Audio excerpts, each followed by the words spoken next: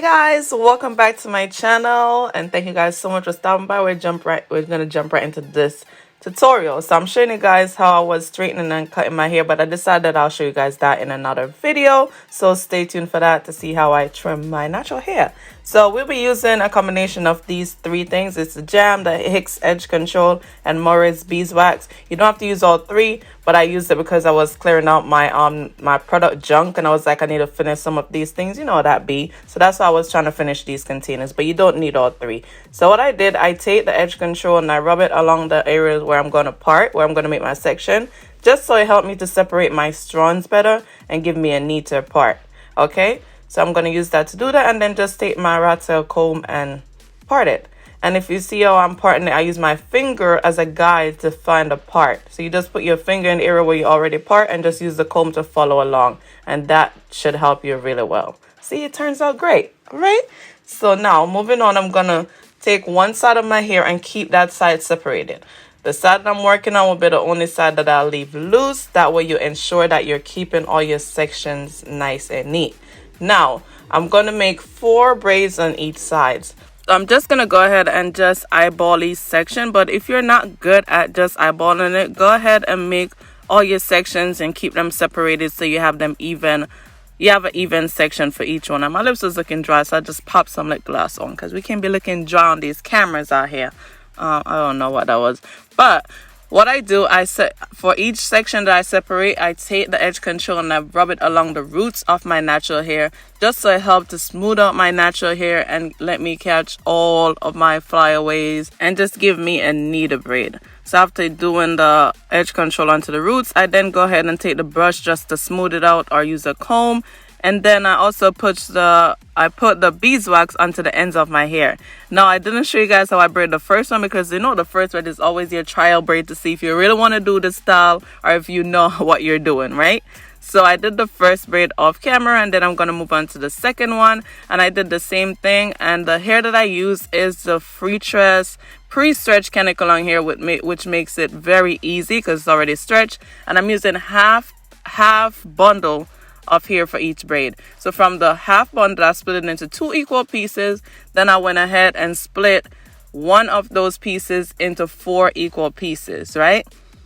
So you're going to split the first piece into 4 equal pieces, and then you're going to take the next piece and split it into 3. So you're going to split it into half first, and then you're going to split the other side into 2. So you end up with 7 separated pieces. You may not need all 7 separated pieces, but that's how I separate the hair to give you guys a good idea of the thickness of my braid and how I got the size that I got, right? So yeah, you're going to have 7 pieces, but you may not use them for all braids. Remember, your head is not even right around, and everybody's head is a different size. So sometimes you might use 4 or 5 pieces, another braid you might use 6, and another braid you might use 7. So I went ahead and did the same thing with the Hicks on the roots and the beeswax on the ends.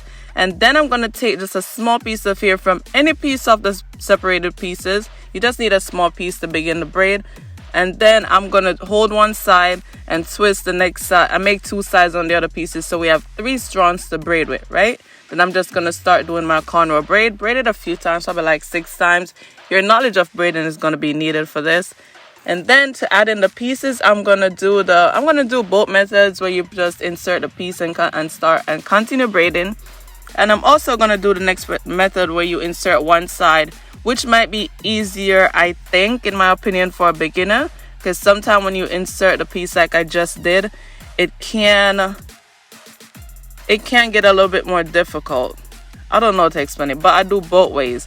And now I'm inserting a 3rd piece of hair, and I'm doing it the other method that I referred to, where you insert one side at a time and then braid it. If you want a detailed tutorial on how I do my feeding braids, I will link one that I did about 2 years ago or so. I will link that in the description down below for a more detailed slow motion of how I do feeding braids, right? So there, I'm doing it again. I'm going to add one side of the piece of hair that we're adding in, and that is, I think, the 4th piece we added. Braid it 2 times, then add the other side into the braid and braid it another few times. Now, you're not going to add it, you're not going to add the pieces like every 2 times you braid. You're going to braid and look at your braids, see the thickness, because if your braid, for instance, is thick enough after you added the third piece to go down, you want to braid it down before you add some more hair. Just make sure you're watching your braid and see how thick it is. You want it to look as neat and realistic as possible, right? And then you want to make sure that every time you're braiding, you're bringing your hand, pulling your hand through the braid so that you don't have it tangled towards the end. I'm warning you, tangling is going to happen if you don't do that, all right? So now I'm adding the 6th piece, and I'm adding one side at a time. Like I told you guys, insert one side, braid it 2 times, and then insert the other side into the braid, or put the other side into the braid, right? And then I'm just going to braid until you get to the end, and then just continue braiding.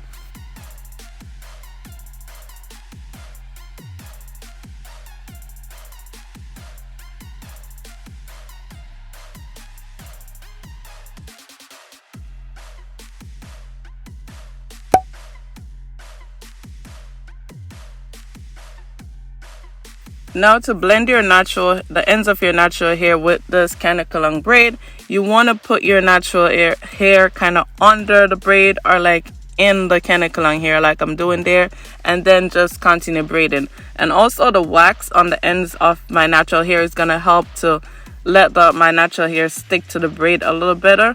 But that's the method I use to blend my natural hair with the braid, and it works well for me. I have this hair in now that I'm talking for like 6-7 days since I did it, and I still have it, and I might keep it in like another 5 days.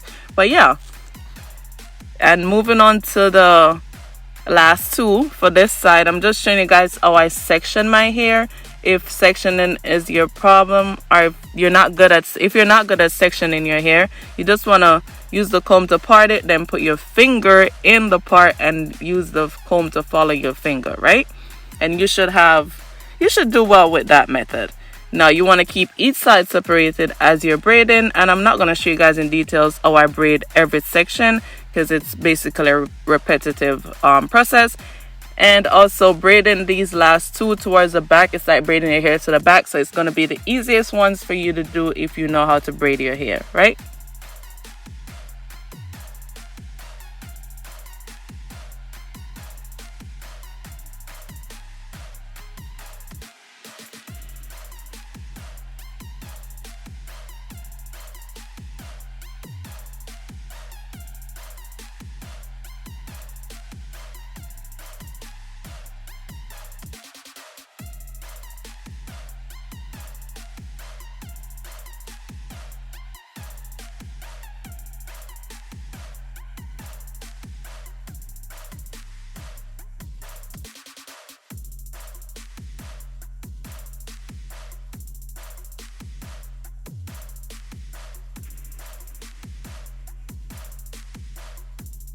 Now I've completed one side of my head, and I was like, yes. You know when you start to do your hair, you're like, I'm not sure. But when you complete like one side, you're like, yes. You finally seen the vision a little bit more. Now moving on to the next side. For the first one, I'm going to show you guys how I did this one, because I didn't show you guys how I did the first one on the other side because it was the first trial braid. Now you just want to line up the parts as symmetrical as possible, right? So you want to make your parts as symmetrical as possible, meaning that you want the one on this side to be in line with the one on the other side, right? And I'm going to repeat the same process of putting the edge control on the wax onto each section, and then brush it in, or use a fine tooth comb to comb in my little, the roots, so it's nice and smooth. I did let some more light in so that you guys could see clearly what I'm doing. And then we're going to braid. Right, I won't be talking through the spray. I'll just let you guys watch. Maybe it's easier for you guys. The best tip I could give you about braiding, like cornrow braid, is to grip your sections as tight as possible. I don't mean pulling your hair out, but grip it as tight as possible, because if not, what you end up with is a loose braid, and it feels like when your hair has been braided for a while, and you could kind of lift the corner up from new growth. If you don't grip the roots as tight as possible, you're not gonna get that neat professional look. Don't pull your hair out. I don't say grip it uncomfortable, but hold it tightly, because when you let the braid loose, it's gonna be a little bit looser than what you think. All right, hopefully that's making sense. But yeah, just watch me finish doing my braids. And I should mention to you guys that I use approximately like a pack in one bundle, so I would suggest you buy 2 packs of the pack with the 3 bundles in it, or buy 4 of the single packs at the $2 packs, and that should give you enough hair to have it. You could probably get it done with 1 pack, but you want to have enough hair. All right.